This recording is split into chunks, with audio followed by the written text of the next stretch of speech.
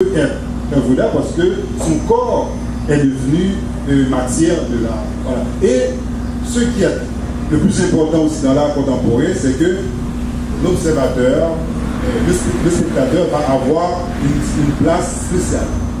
Une place spéciale où, maintenant, par exemple, il y a des expositions générales pour l'art, je dirais, pour l'art moderne. Dans l'exposition, on dit prière de ne pas toucher. Maintenant, dans l'art contemporain, on dit prière de toucher. Donc, dans l'art contemporain, l'expérience est fondamentale. Et il y a une cassure esthétique également. L'art moderne est lié à l'esthétique. Donc, c'est une évolution formelle. Tandis que l'art contemporain, c'est plutôt une révolution dans l'objet, mais aussi dans le quotidien. L'art devient quelque chose de quotidien. Le quotidien fait sa grande entrée dans l'art, et l'art est devenu justement quelque chose qui nous habite, quelque chose qui nous côtoie, etc. Comme n'importe quel personnage, l'art devient même un personnage. Et pourtant, dans l'art moderne, on a questionné le rapport à l'esthétique que certains artistes ont par rapport à la vie moderne. Si on prend par exemple les cas de peintres comme Bonnard qui représentaient des scènes de la vie quotidienne qui n'étaient pas représentées dans l'art classique traditionnel.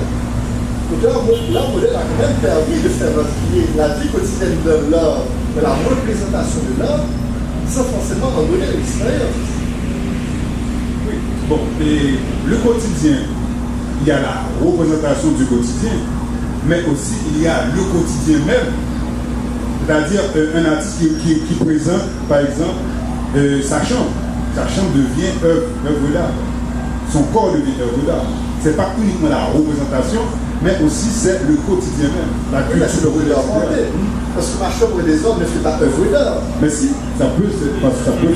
Et ça peut même faire objet d'enchère dans n'importe quel.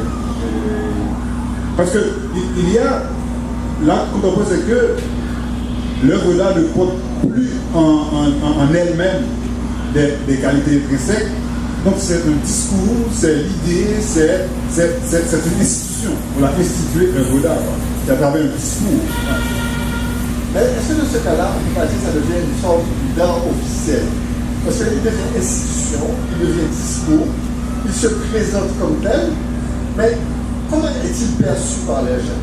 Et là aussi, quelque part, j'attends ta réponse, mais aussi le retour que Maxence peut avoir du fait que, comme artiste contemporain, d'avoir présenté ses œuvres, ne serait-ce que en projetant sur la façade de l'I17, quelle est la réaction du public?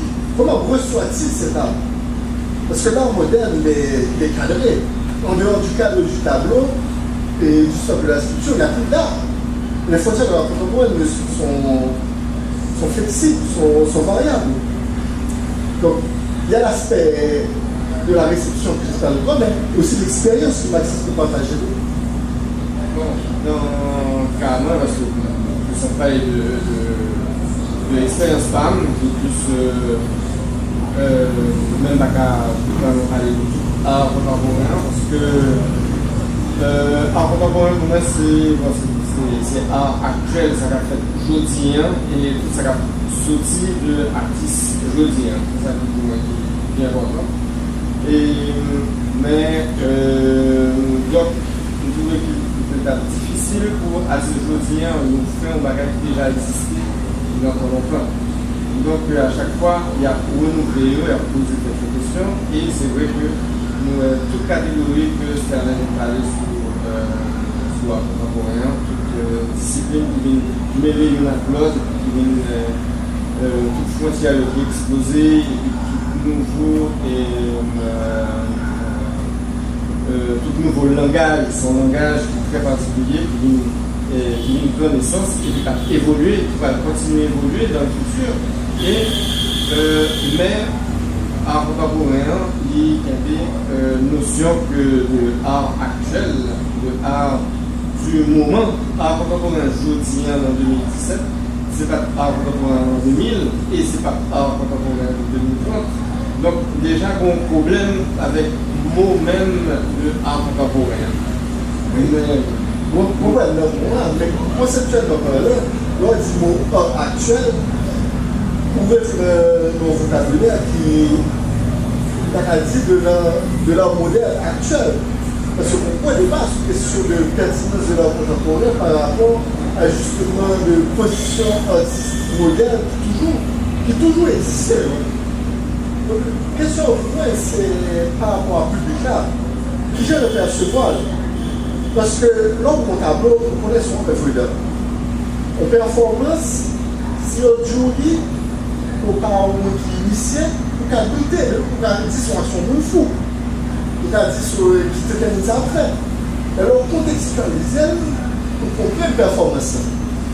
Donc, qui ça, comme si je disais à celle, qui met frontière entre ça, Jean-Baptiste parlait de l'heure actuelle là, c'est l'heure d'aujourd'hui, et catégorie le paradigme de l'art contemporain qui demandait une forme de dématérialisation de l'art, qui demandait une très sorte de limites traditionnelles. C'est-à-dire, si nous prenons le cas de la peinture, par exemple, la peinture contemporaine, c'est une peinture de grand format. Nous parlons de la peinture de chevalet encore. C'est une peinture qui est destinée à être minocale personnelle. C'est une peinture qui est destinée à aller directement dans les institutions. Donc, perspective de la même jeune, qui est partageable par la même jeune. Est-ce que les arts contemporains sont institutionnels, sont ouverts sur le public? Bon, et bonne nuance justement par rapport entre l'art actuel et le paradigme contemporain. Bon, il faut dire qu'un pays que l'art contemporain c'est l'art officiel. Parce que tout projet, si on pas entrer dans la logique art contemporain, la logique là, il ne va pas financer. D'accord? Mais en même temps, sinon pas, mais quelqu'un qui continue à faire de l'art et d'œuvres qui entrent dans une perspective contemporaine, tout à fait. Et il y a une grosse différence qui est entre un artiste contemporain et un artiste qui est moderne, c'est que l'artiste moderne l'inscrit encore dans l'histoire de l'art. L'histoire de l'art, tandis que l'artiste contemporain dit voilà, et moi-même, font cassure, voilà, c'est pas. D'ailleurs, l'artiste n'a plus besoin d'avoir nécessairement une grande connaissance dans l'histoire de l'art. C'est-à-dire une connaissance technique, exactement. Donc, bon, technique depuis la découverte de Henri Rousseau. Donc, dans l'art moderne déjà, à cette technique-là, il mettait en cause. Parce que le modernité a accepté Henri Rousseau comme peintre, d'accord? Il exposé avec Picasso, il exposé avec Braque en même temps. C'est-à-dire, déjà, en moderne, remettant en question l'idée de technique. Donc, en ce sens-là, nous avons dit une continuité de continuer en moderne, en contemporain, et même, soit prendre par exemple quelqu'un comme Duchamp, que considéré comme le père de l'art contemporain, avec ses rudiments, etc., bien que... Il était la succession de Dada. Oui, il est considéré comme dadaïste. Donc, d'accord. Mais, Duchamp est un artiste moderne. Donc, c'est-à-dire que, il y a un groupe artiste que pas jamais parlé de eux, d'accord, et qui fait toute l'évolution nous avons faite dans l'art moderne. Dans l'art contemporain, que tu as fait, c'est ça les arts, c'est les Français qui ont les incohérents. Les incohérents, Paul Bigot, Alphonse Dallet, c'est des gens qui étaient, même avant Malevich, qui étaient en fait carré blanc sur fond blanc, etc. Donc, c'est-à-dire que jusqu'à présent, vraiment parler de l'art contemporain, donc il y a un dialogue malgré tout entre l'art contemporain et l'art moderne. Est-ce que je dis l'art contemporain, c'est la forme actuelle ou c'est une des formes d'art d'aujourd'hui? C'est une des formes d'art d'aujourd'hui. Donc c'est-à-dire qu'il y a des gens qui ne s'inscrivent pas, il y a des artistes qui ne s'inscrivent pas dans une démarche contemporaine, et il y a des artistes qui sont tout à fait contre cette histoire d'art contemporain. Si on prend par exemple quelqu'un comme Ronaldeuse, on va dire, pour par exemple l'installation. Ronaldeuse nous dit, eh bien, nos petits marchands dans la rue, eh bien, tout le monde fait installation. Donc, il y a une installation. Parce que le petit machin a rangé Barclay, il ne parle uniquement parce que même il rangeait en façon esthétiquement pour attirer. Donc, son installation. Et il a même fait mention d'une chanson de T. Paris. Ils ont témoin en bouche, comment s'appelle l'actrice là? L'actrice française. Brigitte Bardot. Ils ont témoin en bouche Brigitte Bardot. Ils ont dit, non, T. Paris parle du collage dans sa chambre. Il s'arrange pour que son orteil, son gros orteil tombe exactement dans la bouche de Brigitte Bardot. Donc c'est quelqu'un qui expérimente cela. Si Paris est en pleine performance. C'est une performance inconsciente. Mais du coup, si on va le faire dans cette logique-là, est-ce que la performance, ce ne serait pas tout simplement nos actions de tous les jours qui sortent de l'ordinaire? C'est pourquoi on parle justement de la culture populaire qui fait partie qui rentre justement le quotidien. L'art contemporain, c'est justement ça, c'est le quotidien qui rentre dans la sphère artistique. Tout à fait. Donc maintenant, qu'est-ce que peut donc être l'art contemporain en Haïti? Nous avons un spécimen, Maxence, qui est reconnu internationalement, il faut quand même le dire. Mais si je comprends bien la définition, nous n'en avons pas véritablement beaucoup en Haïti. Nous sommes encore au stade de l'art moderne.